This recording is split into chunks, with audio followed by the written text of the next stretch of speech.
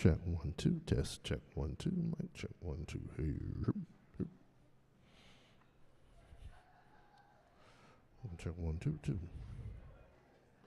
And what is on 2? 2 is. Oh, this is just it's going out.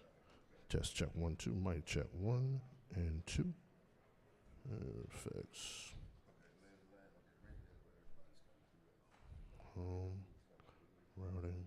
Mix 1 is the monitors. Check 1 2. Monitor check 1 2. Test check 1 2. And check 1 2 2. Test check 1 2 2 2 2 2 2. 1 2 1 2. Test check 1 2.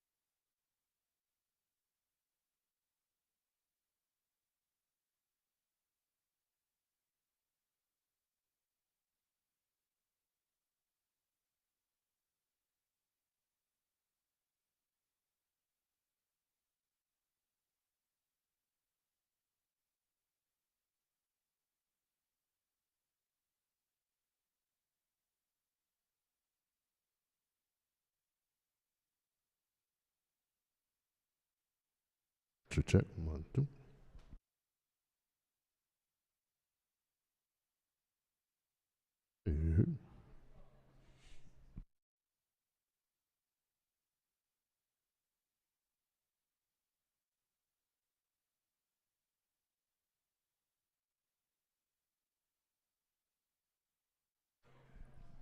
Checking audio for overflow. Test check 1 2. Here we are. 1 2 1 2. Overflow check 1 2. Spring down monitor 1, mix 1. Bring down mix 2. 1 2. Hey. Here we go. Mix 1. A little bit more. 1 2. Just let me know. See if the monitors are working. Over here. 1 2 2. Check 1 2. Hey.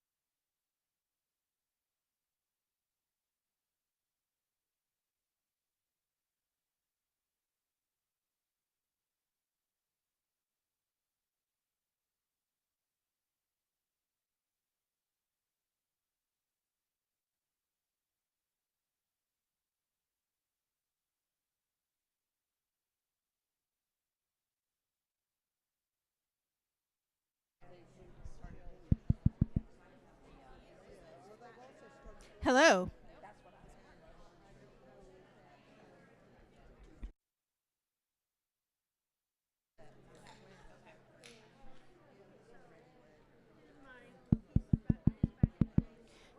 Hello.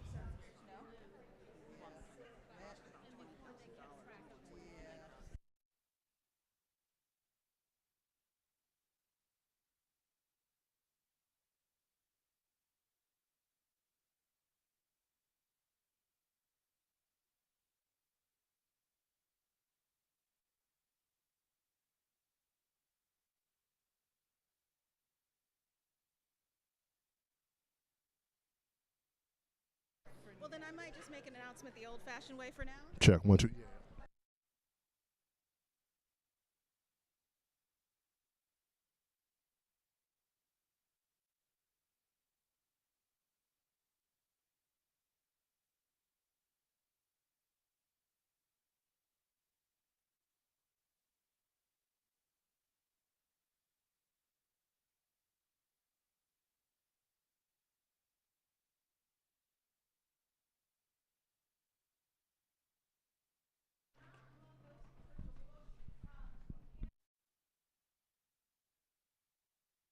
Two.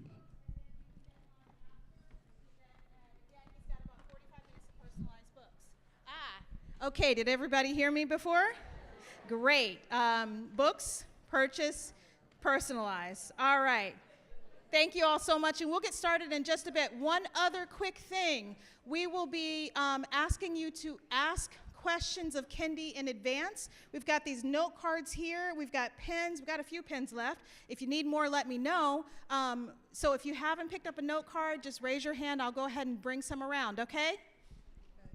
Oh, and by the way, my name's Kalela. I am the director of the Festival of the Book, and thank you all so much for being here.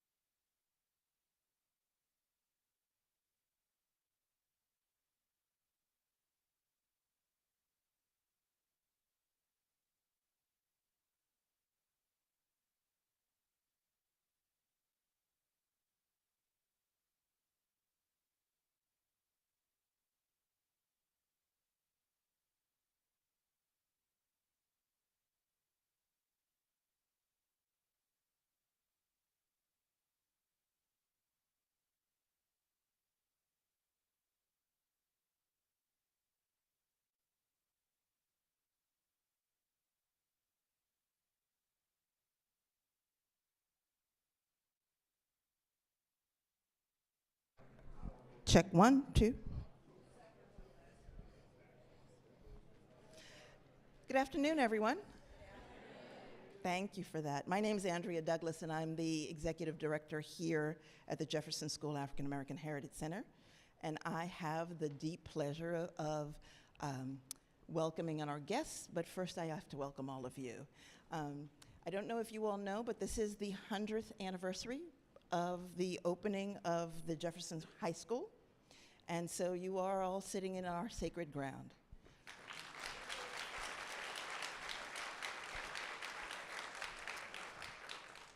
And you all are sitting in amongst some of our design proposals, if everyone knows what we're doing here. We have 3 design groups who have graced us with some ideas about what to do with the material from the Robert E. Lee statue. So, as you're going to the festival, if you have time, stop by here, take a look. We're inviting the city of Charlottesville, those residents here, to give us some advice about which one of these designers we should move along. So they've been nice enough to give me an opportunity to say this to all of you. So as I said, I'm excited to welcome you today to Chain of Ideas, the origins of our authoritarian age, which is part of the Virginia Festival of the Book. Great way to start. The Virginia Festival of the Book is a program of Virginia Humanities, a statewide organization whose mission is to connect people and ideas to explore the human experience. Most festival events are free of charge, but not free to produce. I know that very well. Your support helps us keep this incredible event going year after year.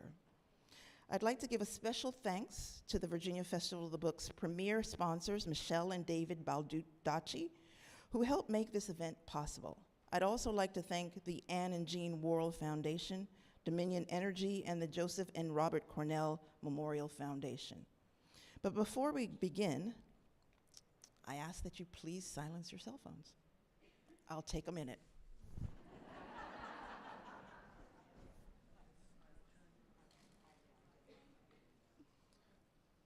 I'd also like to encourage you to be aware of your space. Take a look around and note all available exits. Restrooms are that way. Book sales are that way. So is our cafe. And when you leave, if you will, leave through the back door, okay? As you're coming out, whether you're signing books or whatever, just help us keep some order. At the conclusion of this panel, we'll be on site with Kendi's latest book, a reminder that these are pre-signed, but he, as you heard, will also be signing as well, some books. And Dr. Kendi, that last line I won't read because he is. Finally, we'd like to note that the festival authors and speakers represent themselves.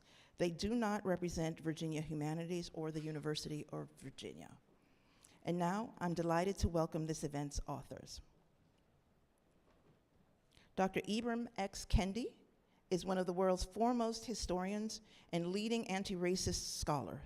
His books have been translated into multiple languages and republished throughout the Americas, Africa, Europe, and Asia. Dr. Kendi is professor of history and the founding director of the Howard University Institute for Advanced Study, an interdisciplinary research enterprise examining global racism. He is author of many highly acclaimed bestsellers, including Stamped from the Beginning, The Definitive History of Racist Ideas in America, which won the National Book Award for Nonfiction. He's the author of the international bestseller, How to Be an Anti-Racist. Time magazine named Dr. Kendi one of the 100 most influential people in the world. He was awarded a MacArthur Fellowship, popularly known as the Genius Grant. Dr. Kendi will be in conversation with Hashim Davis. Hashim Davis is an assistant dean and director of the University of Virginia's Luther P. Jackson Black Cultural Center. He began his career as a public school teacher. He taught for nearly 25 years, completing his graduate education at the University of Mary Washington.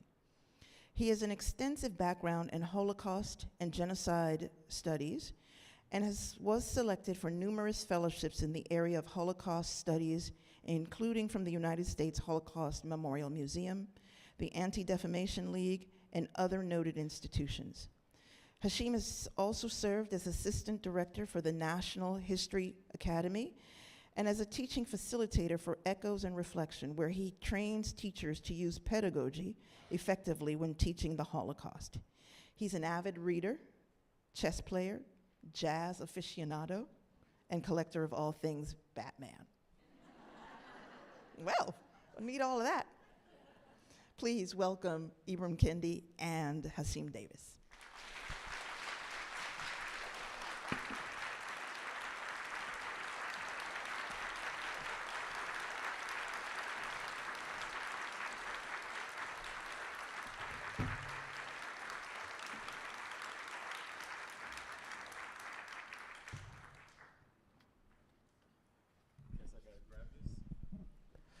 Good afternoon, everyone.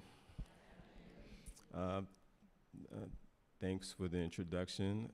It's a sea of faces. Hello, hello, hello, hello. So we're going to get started. We're just going to jump right in, okay? Hitler imagined a cosmic struggle between the German people, known as Volk, with the eternal Jew, or the ewige Jude. By painting this as an eternal struggle, are individuals like Hitler and Camus giving their argument any legitimacy?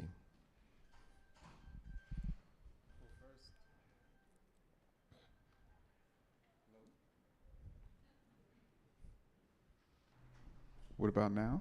Yeah, yeah. Okay. Well, good afternoon, everyone. I'm truly honored to be here in community with each of you to discuss this new book, Chain of Ideas, and I'm so glad we're able to have this conversation. I just want to in terms of as a response to the question, the way that I end Chain of Ideas is quite similar to the way that I begin Chain of Ideas, which is that the book begins with a story of Renaud Camus, who ended up naming the Great Replacement Theory in 2010, coming across people of North African descent who likely were Muslim in southern France, and being struck by their presence, viewing them as fundamentally an outsider, even as they were inside the nation, even as it's likely some of the people he saw had lived in France longer than he did. And the book ends with Adolf Hitler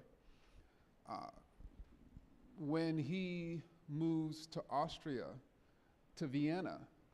And there's this story in Mein Kampf when he comes across a person he perceives to be Jewish, and he views this person as fundamentally an outsider, even as Jewish people had been in Austria for longer than he had. Yeah. And so certainly there have been this attempt by both Camus and Hitler to legitimize the Great Replacement Theory. But in order to do so, they literally have to rewrite history, rewrite the history of the Mediterranean area in the case of Camus, in which people from Southern Europe and North Africa have been trading, warring, reproducing, building something we call Mediterranean culture for centuries. He has to imagine that I guess in the middle of the Mediterranean, there's this wall that I guess he's trying to build. We know a little bit about people imagining they're going to build walls. Yeah. And similar in the case of Hitler, he had to imagine that Jewish people were simply alien to Europe, which of course is the only way to make that case is you have to be completely ignorant of Jewish history. Right. Based on your research, what is the difference between political theory and political philosophy? So I argue that that great replacement theory has become the most dominant political theory of our time. And a political theory can be a set of ideas that typically explain a particular phenomenon. By contrast, a political philosophy seeks to explain pretty much everything, right? So it's almost like a governing philosophy of weighing, of seeing all events or all circumstances, while a political theory typically seeks to explain a particular set of circumstances. In the case of great replacement theory, it seeks to explain demographic change, or it seeks to explain why people are struggling to get a job or to get housing, or what is actually happening in terms of migration, or what's truly behind diversity programs, apparently. Next question is it's a little long-winded, but we'll get there. You discussed the essence of Heather McGhee's book, The Sum of Us, and the 3 points that the book illustrates. These false propositions were sold to white Americans. They are, 1, the presence of people of color is a threat to their status. 2, racial groups are in direct competition. And 3, progress for one group is an automatic threat to another. Could you talk more of these 3 points and how it relates to what is happening to not just here domestically, but globally? Sure. So, Chain of Ideas is organized into 10 sections, and each of the sections highlights one link in the chain of ideas. So there are 10 ideas that more or less formulate what we can understand to be great replacement theory. And the first idea is indeed the zero-sum story, which of course Heather McGhee brilliantly outlined in The Sum of Us in her work. And those are certainly the 3 elements of zero-sum stories, and thereby even great replacement theory more broadly. One of the ways we can understand great replacement theory, just to sort of level set and define it, great replacement theory is a political theory that suggests these shadowy globalist elites are enabling peoples of color to displace the lives and livelihoods of white people, who thereby need authoritarian protection. And what I show in Chain of Ideas is you're hearing great replacement theory when you hear things like immigrants are invading the nation. When you hear ideas like, in order to save the nation from those invaders, we need to remigrate them or engage in mass deportation programs. Or when people say things like diversity programs are discriminatory. In other words, these quote unquote DEI programs are stealing jobs. Even when we hear terms like the enemy is inside the gates, that's another example of great replacement theory. But great replacement theory has actually mutated. And so it's no longer just a racist idea positioning people of color as replacing white people. What's happening around the world is you have certain theorists arguing that Muslims are replacing Christians. You have people arguing that women are replacing men. You have people arguing that ethnic minorities are replacing ethnic majorities. In the case of a country like India, where you have the Muslim minority, the Prime Minister of India, Modi, is positioning this Muslim minority as replacing the Hindu majority. Similarly, in a country like China, the Han majority is being positioned as being replaced by the Muslim minority. And even sexuality. In a country like Russia, you have Putin positioning queer people as replacing the traditional values of Russian Christians. I'm saying all of this to get at your question, because the way in which zero-sum thinking is able to spread and replicate around the world, and thereby great replacement theory is because there are different majority and minority groups, there are different privileged and disadvantaged groups in almost every country in the world. And so depending on who is the disadvantaged group, that disadvantaged group is being positioned as replacing, as taking, as displacing the majority or the privileged group.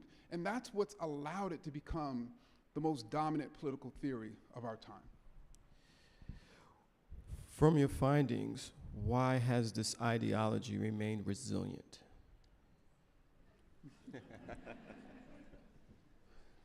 How much time we have? So there's a number of factors. I'll just mention a few. I think one, this book could have just as easily been entitled Chain of Conditions. And what I mean by that is you have people in the United States and frankly across the world who do not have what they feel they deserve, or they're losing their status or their housing or their job. They're not making as much as they believe that they should be making, which is a relative concept, right? You have people who are making $250,000 who believe they should be making $450, right? Just like you have people who are making $80,000, who believe they should be making $150. And so you have people, just as you have people who are obviously unemployed or underemployed. And so you have people who are simply not where they feel like they should be, or they're truly struggling economically and by other means. And so, and that inequality is growing. So in the case of white America, there's been a growing inequality between wealthy white Americans and low and middle income white Americans. And many of those wealthy white Americans have set about convincing those low and middle income white Americans that you're struggling because those Muslims, those immigrants, and those black people are taking your resources, your jobs, your opportunities, so that those middle, the oligarchs, cut this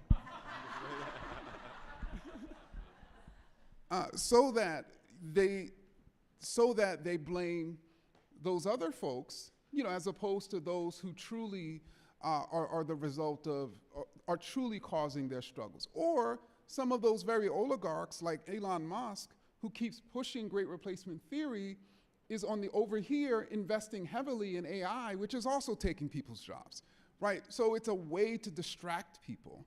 And frankly, those economic inequalities are growing around the world. But it doesn't just distract people. It causes people to believe that those politicians who are pushing great replacement theory are their saviors and protectors. And that's what makes it the most dangerous. Because when you can get people you're trying to exploit and dominate to believe you're trying to protect and save them, you have them politically.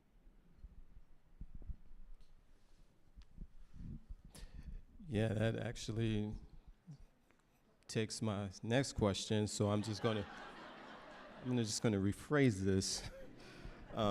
So Lyndon Baines Johnson said, and I quote, "If you can convince the lowest white man he's better than the best colored man, he won't notice you're picking his pocket. Hell, give him somebody to look down on and he'll empty his pockets for you."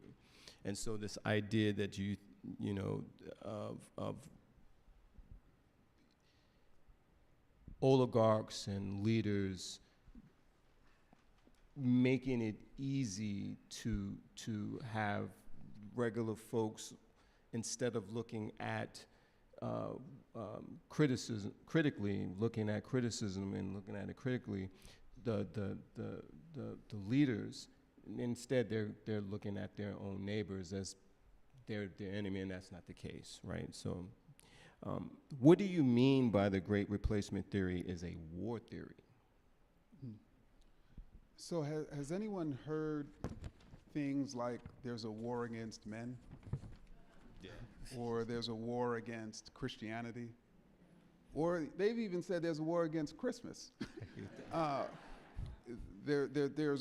So all of these constructs, there's a war against Christians, there's a war against Christmas, there's a war against men, there's a war against white people.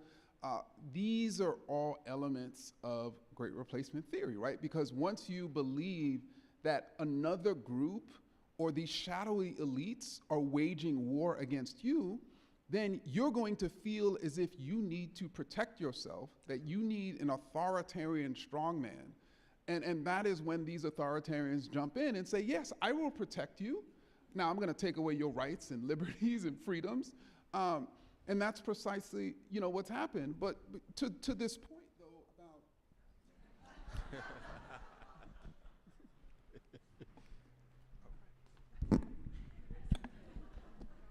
about the oligarchs even control the microphones, but to the point about Lyndon B. Johnson's quote, I just want to sort of talk a little bit about this.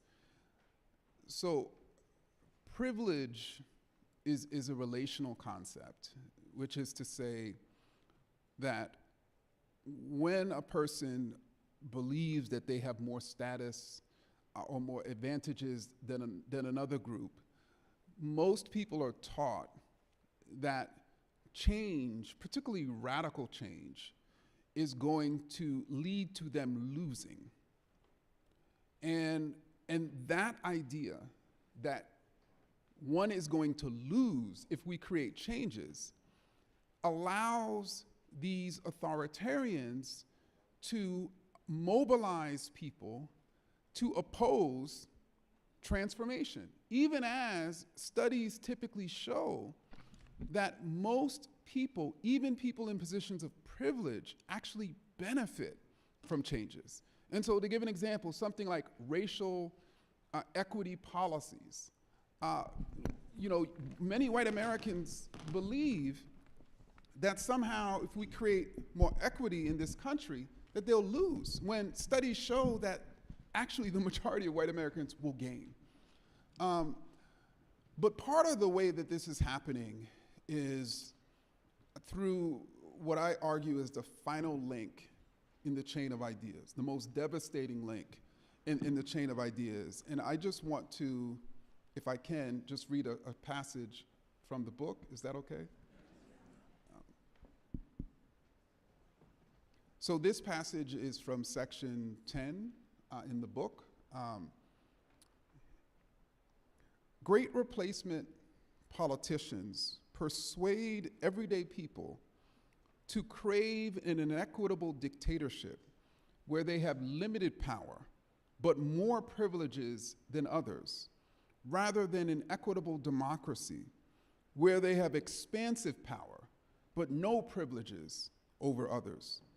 Great replacement politicians do this by knotting the privileges individuals receive to their group identity. That is, they bond the very being of persons to their privileged identity in order to convince members of these privileged groups that to lose their privileges is to lose their very being, lose their very way of life, lose their life. These messages are utterly dehumanizing, even as members of privileged groups are told they are the most superior humans. In this dehumanizing sense, who they are is not who they are. Who they are is what they have. What they have is the privileges they have. The privilege to live longer than others. The privilege to have a better livelihood than others. The privilege to have more electoral power than others. The privilege to have more freedom than others. That's what it means, they are told, to be white or male or Christian or heterosexual or Hindu or another ethnic majority.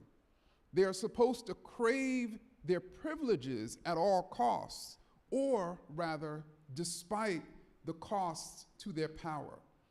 They are supposed to support those dictators that protect their privileges at the cost of their power. It all amounts to the final link in the chain of ideas, fighting for privileges provided by dictators instead of power provided by democracy.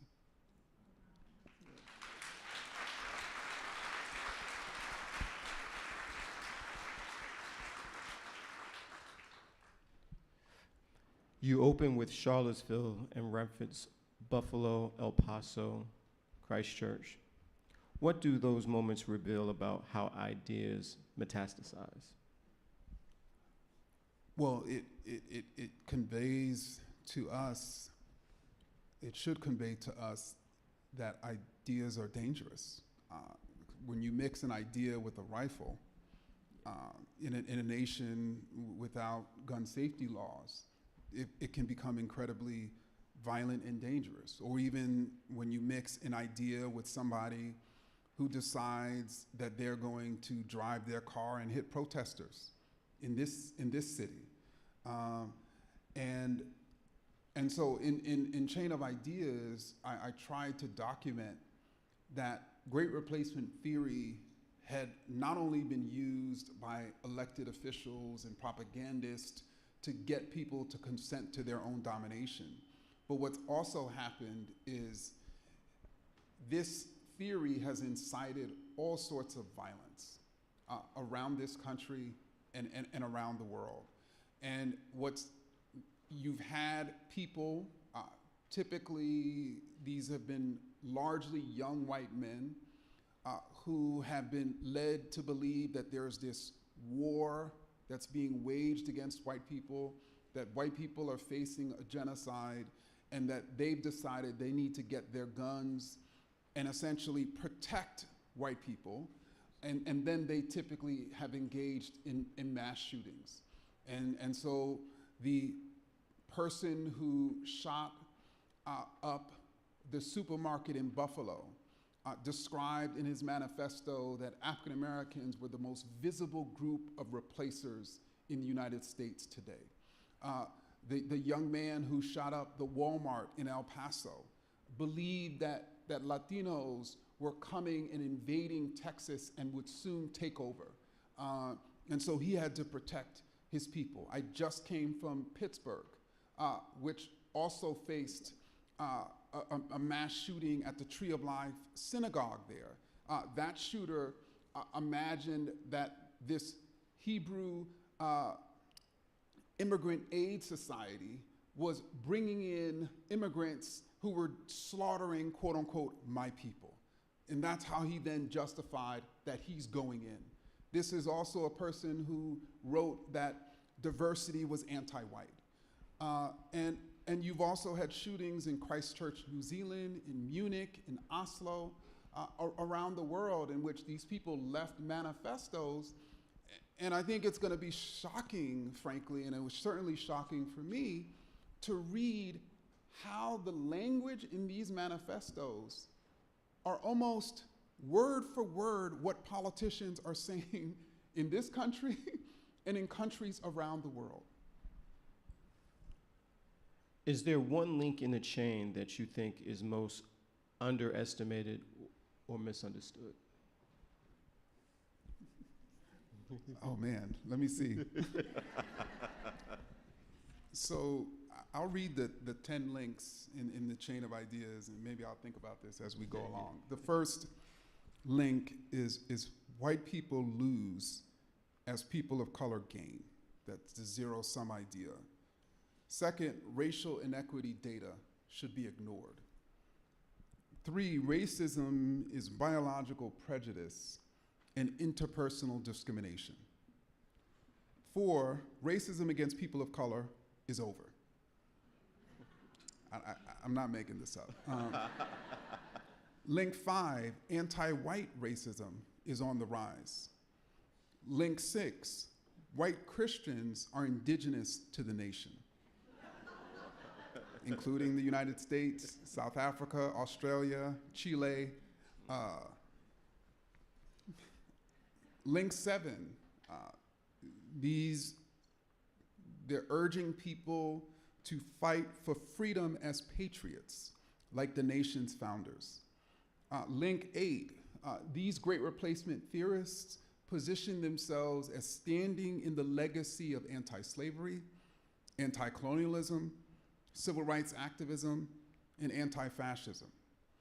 Link 9, insurrections against democracy protect the nation. And then we've already talked about link 10. So I think I would probably say the third link. And maybe this is partly because I've spent most of my career seeking to use the lens of history and research to define racism. And these great replacement theorists have specifically misdefined racism as biological prejudice and interpersonal discrimination for a whole host of reasons. First, usually the mainstream great replacement politicians argue that we're not engaged in genetic wars, we're engaged in cultural wars. The problem isn't that, let's say, black and brown people are poisoning the blood of the nation. Wait, our president did say that, right? Most people don't say that. Most of these politicians say that they're poisoning the culture of the nation, that multiculturalism is actually undermining the cultures of white people or Christians or whatever group that's in the majority or dominance. And so by defining racism as biological prejudice, they're able to argue that their ideas of racial cultural hierarchy are not racist. By defining racism as interpersonal discrimination, they're able to say that if a single white person believes they didn't get that job because they're white, then that is a signal of racism, not only against that white person, but white people more broadly, and that signals that white people are the primary victims of racism. So that's how they have landed at this idea that white people are the primary victims of racism. They typically talk about interpersonal, individual instances, and then they generalize them. And they do that because the data doesn't actually support that white people are the primary victims of racism, because it's typically black people and indigenous people who are on the lower and dying end of nearly every racial disparity in this country. Why is it dangerous to treat these events as isolated extremism rather than as a part of a coherent ideological structure? Because when we treat them as isolated incidents and we don't understand this political movement around great replacement theory, it becomes almost impossible for us to figure out a coherent way to challenge it, right? To save ourselves from it, to protect our people from it, to protect democracy from it. And when we also don't understand that this is a global movement, when we don't recognize that the playbook that's being used right now in the United States has been written and refined and used again and again in other countries, and this regime is learning from other countries, it becomes hard for us because we don't even know where this came from, right? But just as they can learn from what other countries are happening in other countries, we can learn, right? Because people have been resisting some of these things in other countries, so we can learn from how they're resisting, which then gives us a better ability to rebuild a democracy.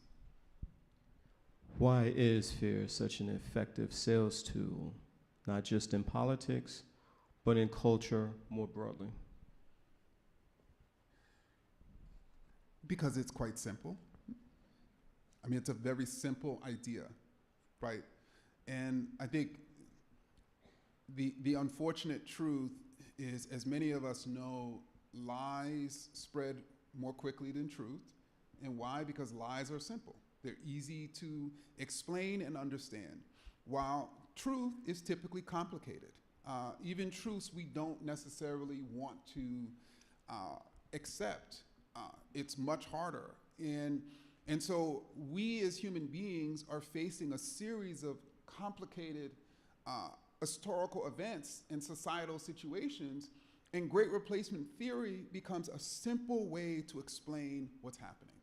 And it becomes an explanation for complicated historical events. And I actually use that phrase because that is precisely how historians of Nazism have described what Nazism did for certain Europeans. It gave them a simple way to explain what was happening in their community. Just blame the Jews. They're at fault. There's this international Jewish conspiracy that's trying to take over the world and destroy us or undermine us. So that is the cause of every ill in Europe. Well, here it's blame the Muslims, blame the black people, blame the immigrants. You proposed the chain of humanity as an antidote. Tell us more about the idea and how it could be applied. So if the chain of ideas, and thereby great replacement theory, convinces people that different groups are fundamentally separate, and that these fundamentally separate groups are at war, and the war is leading to the destruction of one's own group, then there's a different way to understand our politics. There's a different way to understand humanity. And that is that there are ethnic and religious and cultural differences, but we can be different and linked simultaneously. A person can simultaneously recognize that that person practices a different religion, but they can see themselves in that person's humanity.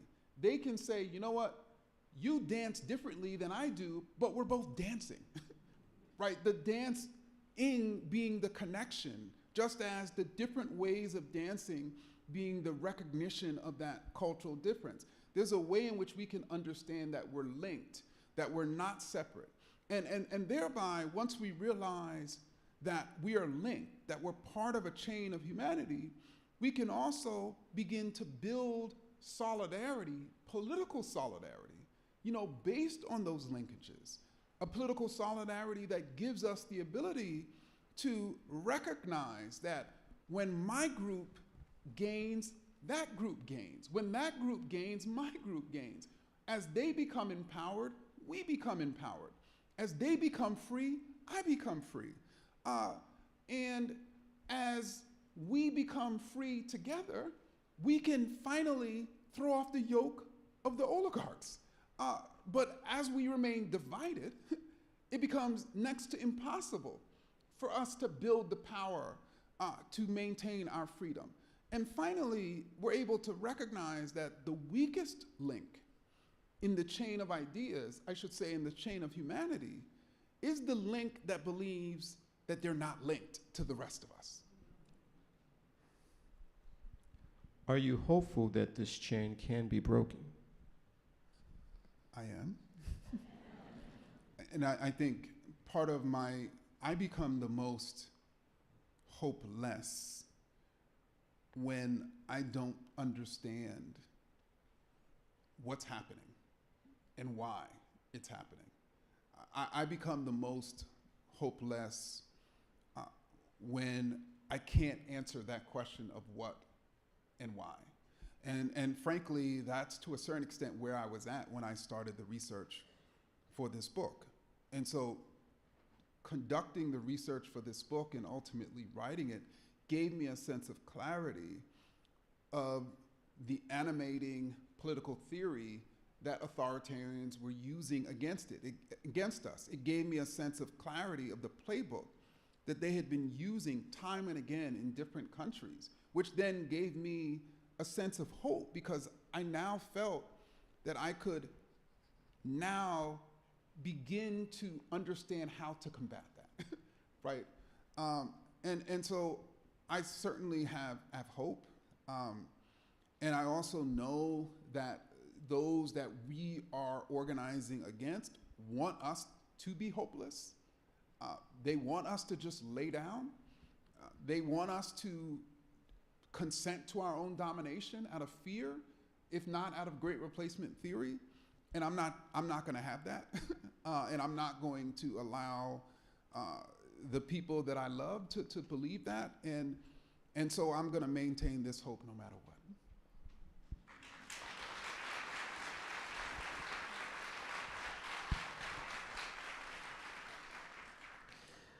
Well, those are all of my homework questions.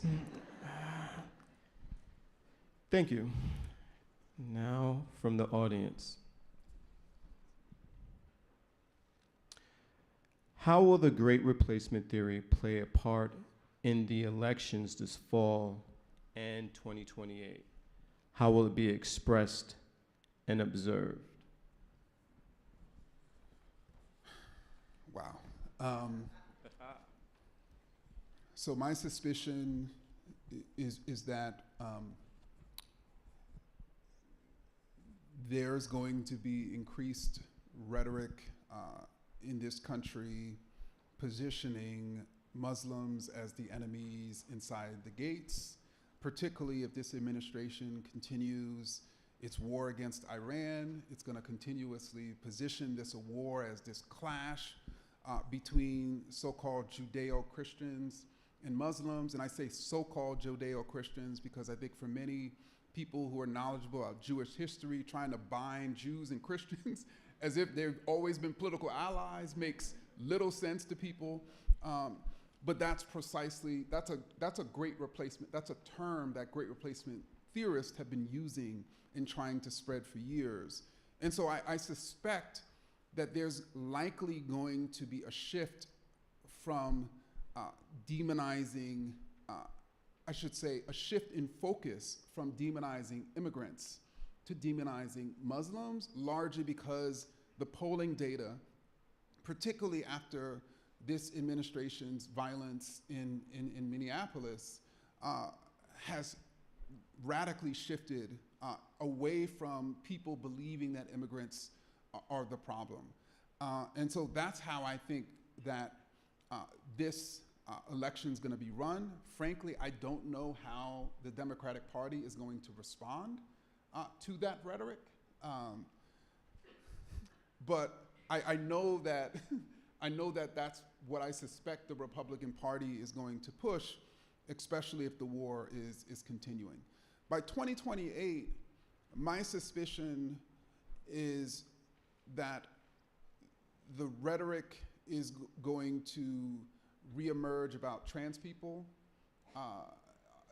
and that may be the group that's primarily focused on. And when I say, you know, obviously we know that there's this positionality that trans people are taking over sports. And last I checked, there were 10 trans people in all of college sports. Not 10%, 10. But they're taking over, you know, but because it's such a tiny population of people, like, you know, Jews in Germany were about 2% of the population, and because I could see that as becoming, that group becoming the main group, positioned as replacing the rest of us in 2028. Have politicians always had the loudest voice or greatest impact in using replacement theory? Why? Why aren't we listening to others? Are politicians just puppets for many other forces? So I would actually say it's both. So you have politicians who are certainly puppets for some of the most wealthy people in the world. And as I document in Chain of Ideas, almost every one of the political parties that I write about in Chain of Ideas that have used great replacement theory to claim or gain power was heavily financed by some of the richest people in their particular countries. People who also decided that they were going to buy major media outlets or start new ones. And we know a little bit about that, right? And so you certainly have politicians who are more or less just puppets for their benefactors.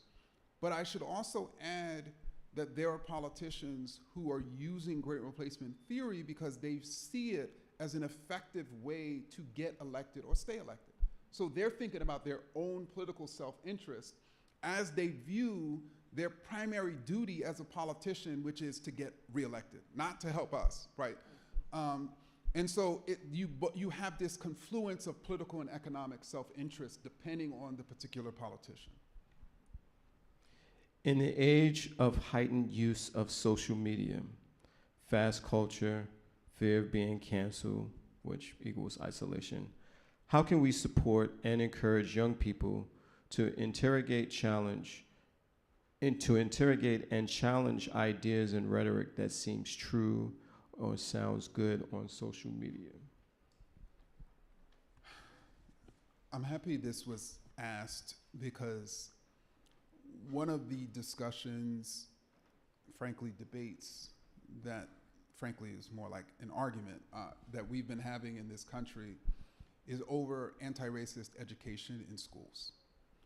And there's a particular segment of people who believe that if you actively teach racism or about racism or the history of racism to children, they're primarily thinking about white children because they don't typically care about children of color. But if you actively teach racism, you actively teach about racism to white children, that ultimately they're gonna feel bad, they're gonna feel guilty, they're gonna feel hurt, and so it's ultimately bad for them. That's the ultimate argument. And of course that ignores all the white abolitionists, all white civil rights activists, all the white people who actually challenge racism that we teach about, but that's another conversation.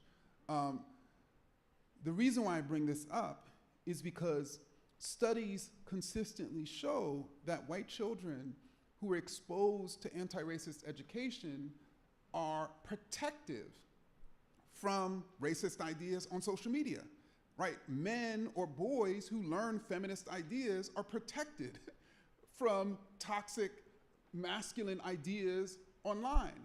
Children who learn about how to recognize a homophobic or transphobic idea become protected when they're exposed to that rhetoric online. So we really need to build our schools and our curriculums in ways that we can not only educate children, but protect those children from some of the most dangerous ideas that they're going to face on social media.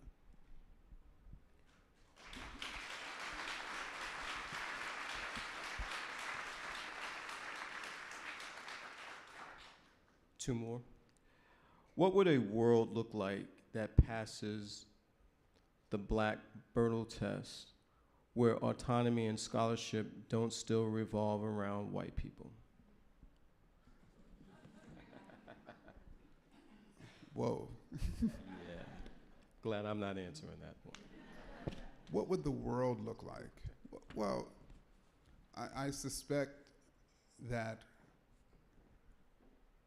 we would likely have billions more people in this world because many more lives would have been saved via medical advances,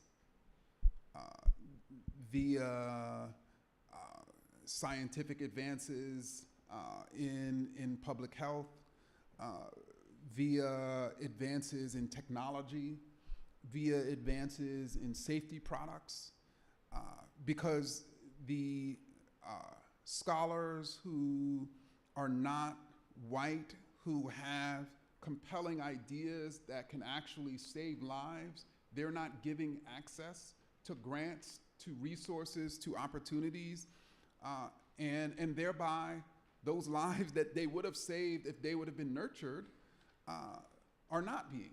And so something as simple as that, like the number of lives that we can save if we are mining the full measure of human intelligence.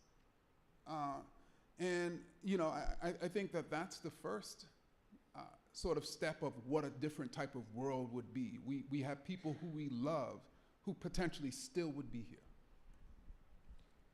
Do you have any ideas about how to undermine the replacement theory, the great replacement theory? What forces in the world oppose it? Sure, so the epilogue talks quite a bit about this, and I've already mentioned the construct of the chain of humanity, but I'll give another example. Great replacement politicians are doing all they can to segregate humans by race, by ethnicity, by religion, by other sort of variables in forms of identity. Why? Because the more segregated we are, the more we're likely to believe that that other group that we're segregated from is different from us fundamentally and is coming to harm us. One of the ways indirectly that these politicians in the United States context are seeking to segregate us is by starving public institutions of funding, right? Public libraries, public universities, public schools, public parks, public transportation, all the places the entirety of the community is likely to go, is likely to feel some sense of being welcomed, some sense of belonging. Those are the places that they're starving of funding, which then is resulting in us having to create private institutions, which are more likely to be geared towards a particular group, which thereby is leading to almost people to self-segregate, largely because they don't have any other chance, any other opportunity, because we don't have these public spaces.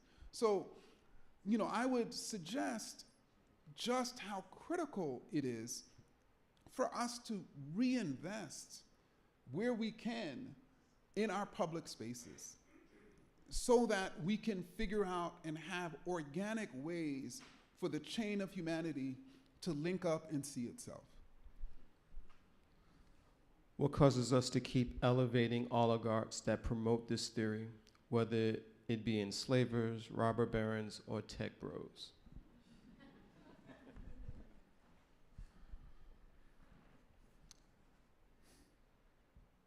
Can I read another passage? Okay. I want to give an example.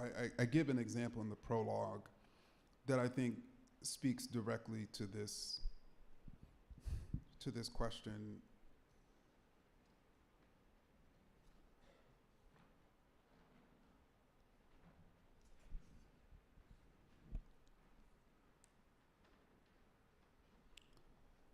So this situation that we're talking about, in which people are empowering oligarchs, resembles the political dynamics back in 1860, when white American enslavers and their financiers on Wall Street reigned as one of the richest and most powerful oligarchies in the world.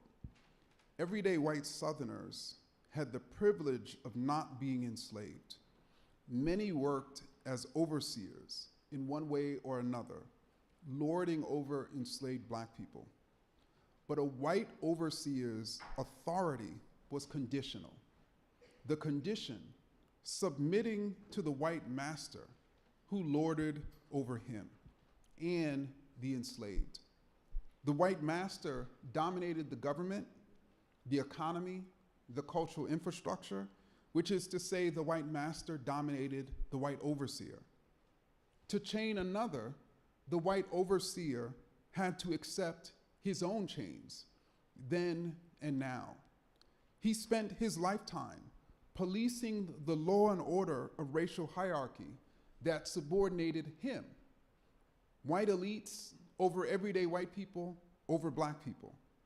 The white overseer, who rarely became a super wealthy enslaver, or in this case, an oligarch, spent his lifetime preserving his privilege and his subordination.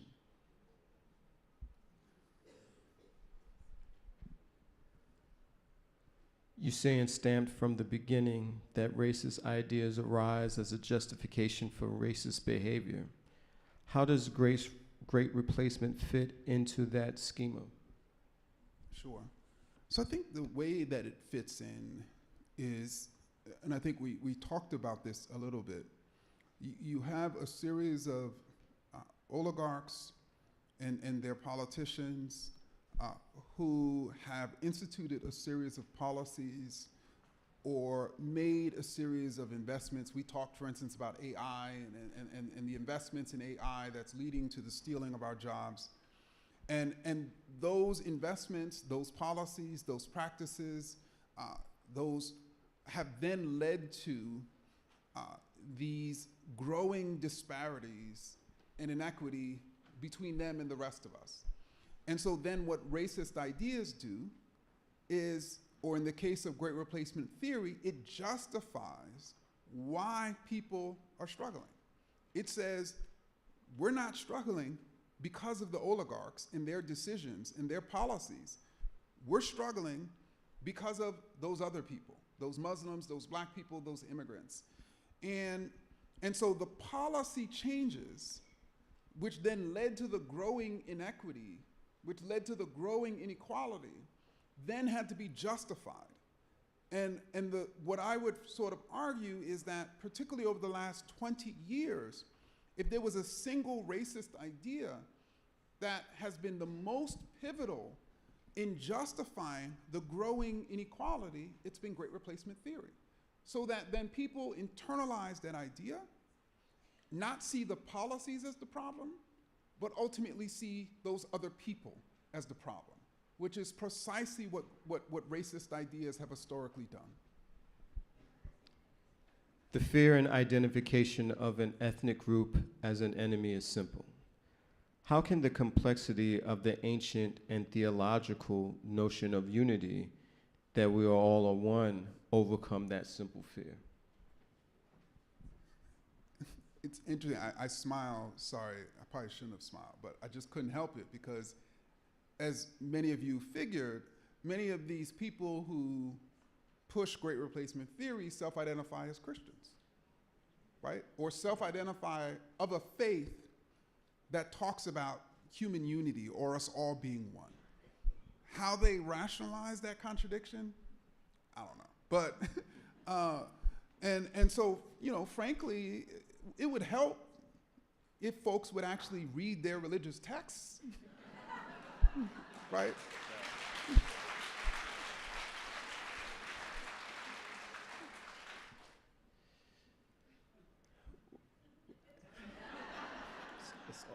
It's often the simplest things, right? This book has caused me to not yell at my television as less. Car radio is different. I'm alone, so. But I'm a better person as a result of reading this book.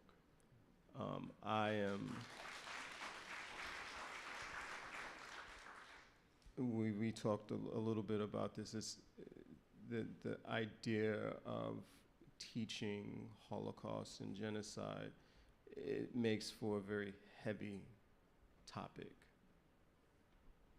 But that word hope allows for me to navigate that space more so. And so I want to thank you for this book. I want to thank everyone for being here, and let's all work together to break this chain. In spite the fact that some folks will think, oh, that's just you know, wishing pie in the sky.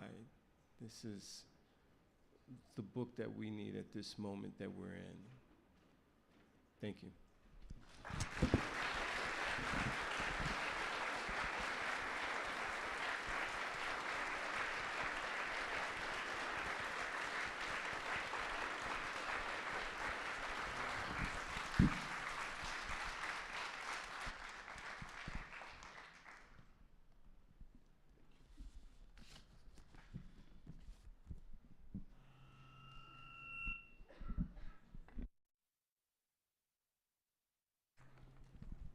Thank you so much, Dr. Kendi, and thank you so much, Dean Hashem Davis. Thank you all so much for coming.